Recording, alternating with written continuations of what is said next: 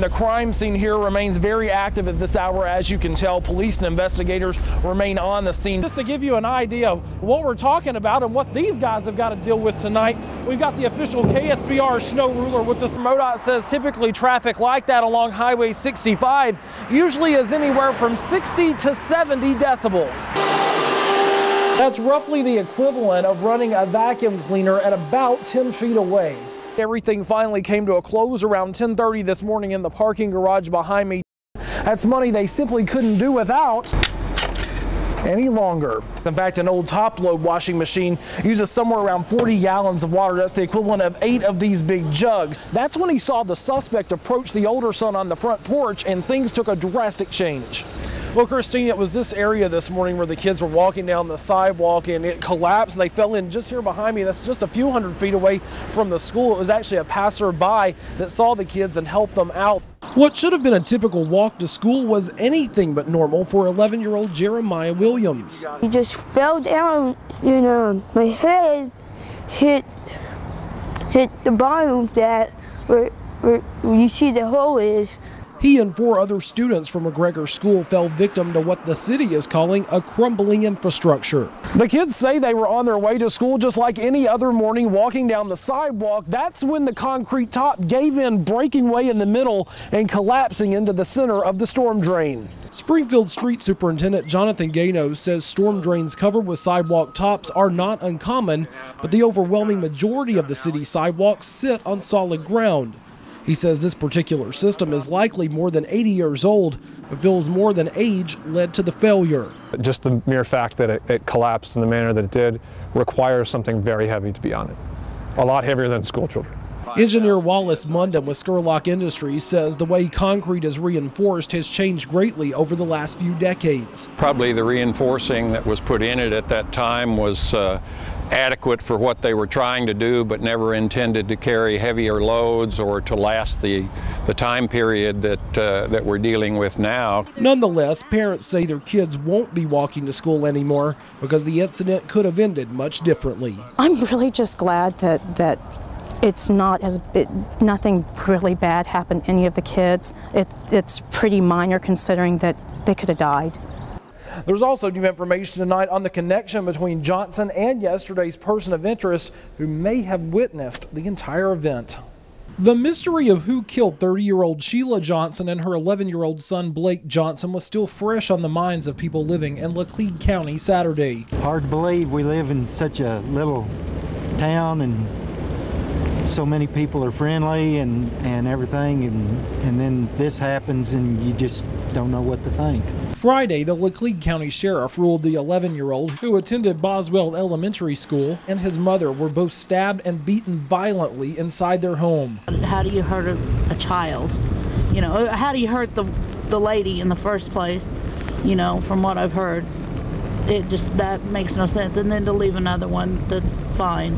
But the whereabouts of husband and father Todd Johnson was unknown until late Friday evening when the sheriff's department was called to the old Willard Rock Quarry. At the bottom was Johnson's vehicle crushed and submerged in water, only adding to the mystery of this case. We don't know how it's happened and why it's happened, it's really disheartening. Those same questions were being asked by the sheriff and the coroner who spent their day in Springfield at Cox Medical Center South performing autopsies. Based on the autopsy and evidence at the crash scene, Sheriff Wrinkle says Todd Johnson's death was a suicide. He died from a single gunshot wound to the head. At the time when the vehicle was recovered, we found a 20-gauge shotgun between his legs and the vehicle. Which leads the sheriff to think Johnson may be responsible for his wife and child's death. An email sent to family members also stood out as suspicious. He told them he was in trouble and asked them to take care of his children for him and told them about where some financial papers were. That all fits with him being the person. But did he act alone? Friday's person of interest, now turned witness, may have ties to Johnson, who managed 4 area Sonic drive-ins. The sheriff says a Sonic employee told investigators he sat in Johnson's garage while the murders were being committed. The sheriff says Friday morning the man returned to the scene to tell investigators what happened. We're going to conduct more interviews with him and conduct some interviews about him and about any possible connection with him and Mr. Johnson that would verify what he's told us. Was it a murder for hire plot gone bad, or did an outsider kill Johnson and his family? The sheriff says for now it will pursue all options, but may never know the whole truth. Something like this, you're trying to come up with reason to something that's unreasonable, and you just may not be able to come up with it.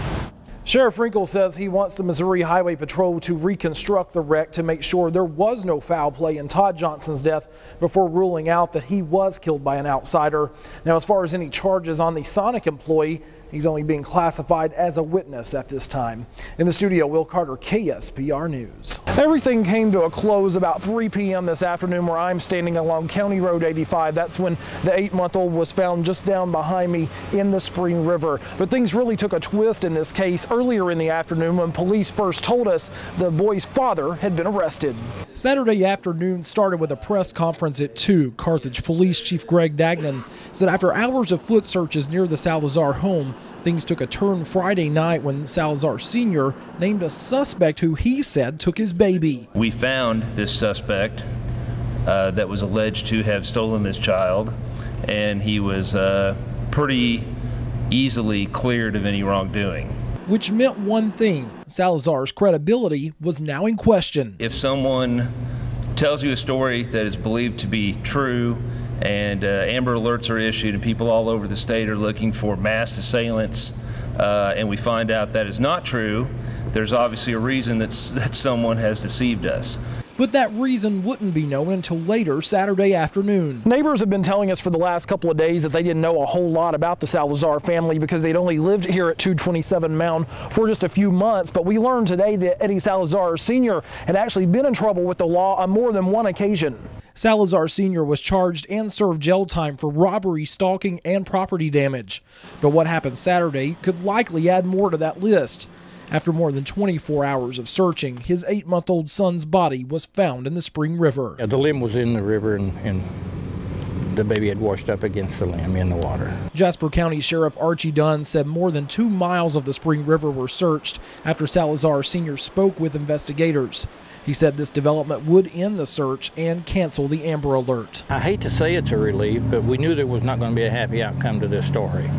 We were sure of that. So we are relieved that some people in the family can get some closure now and we can wrap this case up.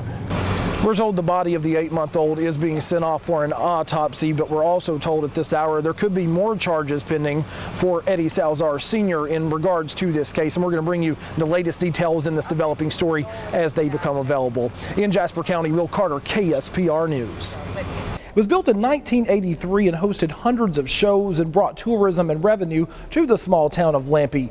Locals hope the reopening will bring that buzz back to their community. Deep in the hollows of Highway H in Lampe, music will resound once again this summer. We really started with nothing here and have built it up, and I think what we've created is an incredible venue for people to catch a live concert outside in the Ozarks. After a 10-year break, the Black Oak Mountain Amphitheater will reopen Memorial Day weekend. I think it'll be good for all of us.